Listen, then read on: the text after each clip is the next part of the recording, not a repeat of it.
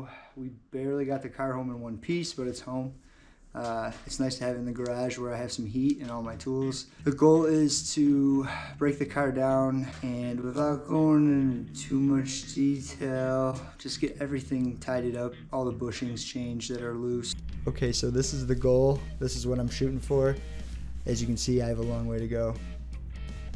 This is the car with the front clip removed. It's pretty crusty. I never noticed this before, but it looks like the head was hit with a hammer. It wasn't leaking, but it's very strange to have a dent like that. This is the inside with the wood floor taken off. The car's in pretty good shape. There were no dents on the side of the car, but the back of the car is absolutely hammered with dents. One thing I noticed pulling this car apart, there's not a Phillips screw to be found. Apparently, Phillips screws were invented after this car was made, so everything's square tip. Just kind of a pain in the ass. They tend to strip out pretty easy.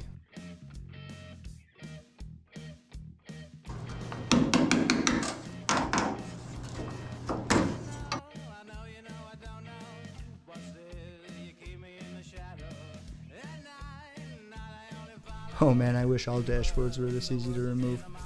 So now that I got this out, the plan was to cover it with leather.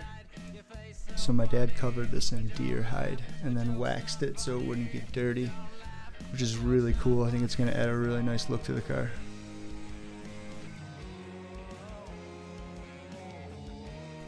Alright, so I'm pulling these door pins out, which actually came out easier than I thought. I wanted to get the door off the car and get it out of my way. Taking out the steering column next. The steering column really needed to come out because the controls that run down the shaft for the timing advancement and throttle control were extremely loose, and they were giving me too much play. I wasn't getting full throw. I don't know if you can see it, but the bushing that they use from the factory on the steering column to frame mount is wood. It's just a block of wood, literally.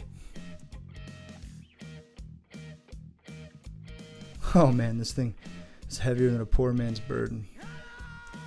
Alright, so now we start the fun part, the sanding part. I hate wearing masks, but I have to wear one here or I probably would die. There's a lot of rust in the air.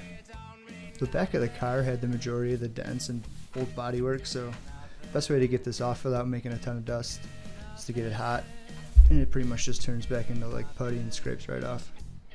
I need to get rid of all this. Alright, so this is really neat. This is the original paint. The car was blue. I had no idea. It's a pretty cool color too. It's pretty dark. I don't know what they called it, but I'd imagine it probably looked pretty good when it was new. Alright, I would love some feedback from you guys in the comments. Let me know what you think I should do with the car when I'm putting it back together as far as design, and maybe what should I do with the car once it's finished. Thanks for watching.